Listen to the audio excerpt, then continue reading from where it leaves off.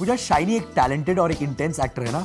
हाँ सिर, इंटेंस ऐसे कि शूटिंग के दौरान भी वो अपनी इंटेंसिटी अपने फीमेल को एक्टर्स को दिखा ही देते हैं। तो आप ये कह रही हैं कि वो हर इंसान से पंगा लेते हैं? ऐसे थोड़ी ना किसी को टफ मैन कहते हैं। अब इंटेंसिटी और टफनेस का तो मुझे पता नहीं, लेकिन आप सुन लीजिए और जान भी लीजिए कि शाइनी का इस पर क्या कहना है। एंड सिड, आप भी सुन सकते हैं। हाँ, मैं सुन रहा हूँ।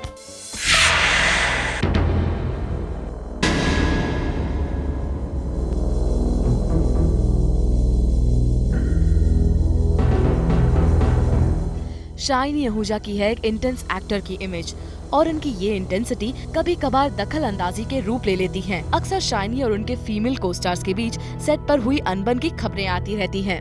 फिल्म गैंगस्टर और वो लम्हे के दौरान कंगना रनौत हुई उनसे खफा। फिर खबरें आई कि हर पल की शूटिंग के दौरान एक परफेक्ट टेक देने की कोशिश से रीटेक पर रीटेक लिए जा रहे थे शाइनी, जिसने प्रीति जिंटा को बहुत परेशान कर दिया।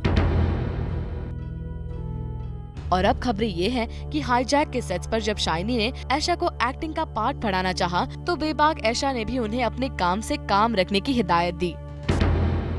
See, if there was a problem with anyone, then it's not them who are saying there's a problem. I've never seen any of my heroines' quotes saying that there's a problem. I've always seen the media saying that they have a problem. Isha came here to the studio. In fact, RJ here was telling me that she was full of praises about you throughout the whole program. I wish I had heard the program. I couldn't. But that's how she is. And, there's never been a problem.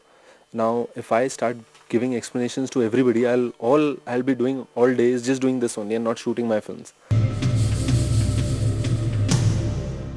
Shiny ने इन सभी खबरों को gossip का नाम देकर झुठला दिया, लेकिन हमेशा ही क्यों शाइनी ही अपने फीमेल को स्टार्स का निशाना बनते हैं। हालांकि आमिर के बाद शाइनी मिस्टर परफेक्शनिस्ट का खिताब हासिल करने की ये कोशिश काबिले तारीफ है, लेकिन अब जबकि इतने सारे एक्ट्रेसेस ने शाइनी के खिलाफ जंग का ऐलान किया है, तो शायद उन्हें थोड़ी एहतियात से काम लेना चाहिए।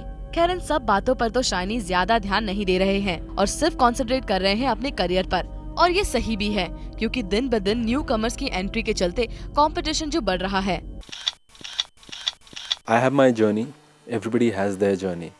I have taken certain steps to move in certain direction in my career. I have been literally like, you take a baby and you throw him into the water and literally he's going to start learning how to swim by himself. That's how I have been. Now the babies are trained swimmers by the time they are thrown into the water. So that is an advantage because people come a lot from the film background. It's an advantage.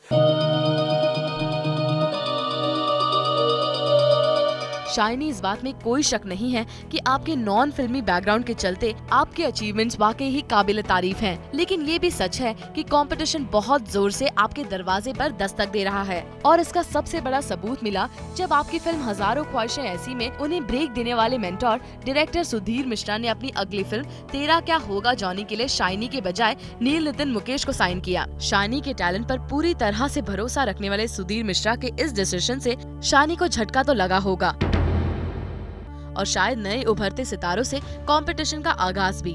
I am not aware of this film. I don't even know who all have been signed, honestly. It's a film he told me he's making and I didn't even know the full name. You just told me. I had heard Gaddar or something. No, sorry, what? Johnny. Tera kya hoga, Johnny. So maybe because the name is Johnny, that's why he's cast him. Because he did a film called Johnny Gaddar and his name was Johnny in that film. Shiny भले ही सुधीर के इस फैसले को ज्यादा अहमियत ना देते हो, लेकिन एक बात तो तय है कि न्यू कमर्स और कंपटीशन से निपटने के लिए उन्हें खास तैयारी करनी होगी। वैसे शाइनी में कॉन्फिडेंस की कोई कमी नहीं है और इसी कॉन्फिडेंस का सबूत है उनकी लगातार बढ़ती फीस। अब बड़े आइडियाज और छोटे बजट से काम करने वाले सुधीर मिश्रा के लिए क्या शाइनी आहूजा महंगे साबित हुए, ये कहना मुश्किल है, लेकिन जाते जाते शाइनी ने इसकी तरफ इशारा जरूर किया। मेघना जोशी, ज़ूम, मुंबई।